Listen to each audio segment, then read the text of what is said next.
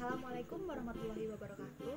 Perkenalkan, nama saya Dian Fitri Astuti, NIM SB 18003, mahasiswa sarjana kebidanan dari Universitas Kusuma Husada Surakarta. Di sini saya akan menampilkan mengenai video edukasi kepada ibu hamil trimester 1 yang mengalami morning sickness atau mual muntah.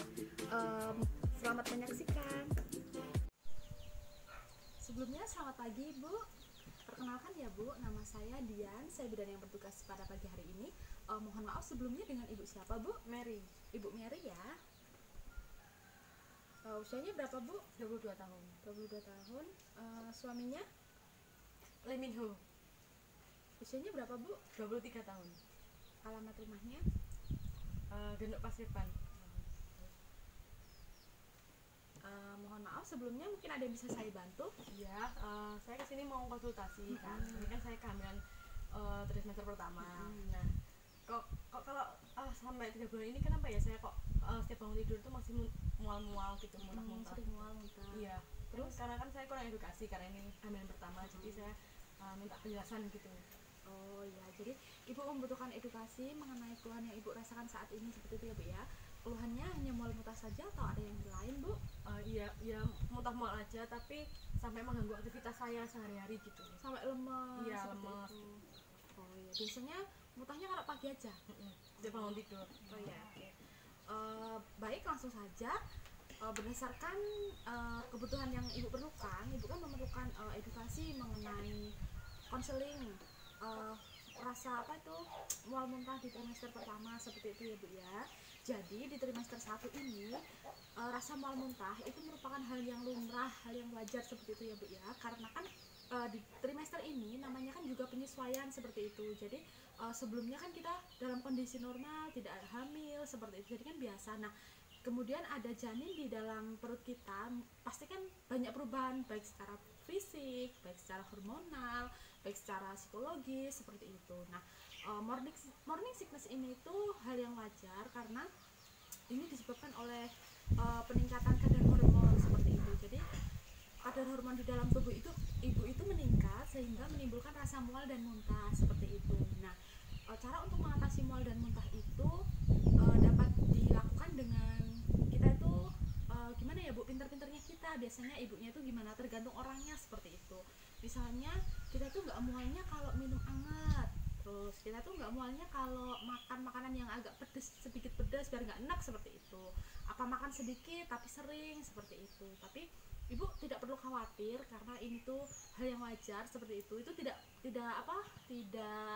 masalah seperti itu ya Bu ya. Yang penting Ibu tidak mengalami hiperemesis gravidarum atau mual muntah berlebih sampai Ibu itu pingsan, masuk rumah sakit. Sampai saat ini apakah Ibu sampai masuk rumah sakit? Enggak sih. Cuma kayak seperti lemas seperti itu kan. Nah, itu hal yang wajar ya Bu ya, nggak apa-apa. Yang penting pemenuhan nutrisinya itu tetap dijaga seperti itu. Jangan karena mual muntah kemudian ibunya nggak makan, terus nggak mau ngapa-ngapain, males-malesan, nggak olahraga, seperti itu hal yang salah ya Bu ya. Karena kan ibu kan sekarang nggak cuma sendiri nih makannya sama janinnya, jadi walaupun sedikit harus tetap makan seperti itu. Terus pinter-pinternya mencari menu, misalnya aku kalau makan ini muntah jadi agak dihindarin. Terus kalau makan apa yang nggak muntah itu dicari. Seperti kalau pagi itu usahakan jangan langsung makan nasi, jadi makan roti atau crackers atau biskuit seperti itu sedikit, kemudian minum air hangat seperti itu. Kemudian kalau siang juga makan sedikit, kalau malam juga makan sedikit, juga minum vitamin seperti itu. Juga buah-buahan itu juga itu Bu, berpengaruh dalam hal ini. Kalau ibunya enak dengan yang manis-manis, ibu bisa makan buah-buahan yang agak sedikit kecut biar nggak enak gitu. Tapi yang jangan kecut-kecut, itu efeknya juga nggak baik untuk lambung seperti itu.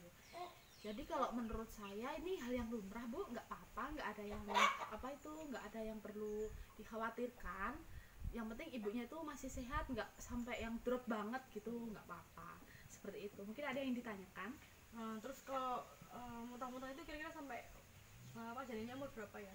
Berapa bulan? Biasanya iya 3 bulan naik ke 4 bulan kalau secara teori ya. Kalau secara teori, secara medisnya dari umur 1 bulan sampai 3 bulan itu kan trimester 1, kemudian 2 bulan sampai 6 bulan nanti trimester 2 sampai ke atas itu nanti akan hilang dengan sendirinya seiring bertambahnya usia kehamilan seperti itu.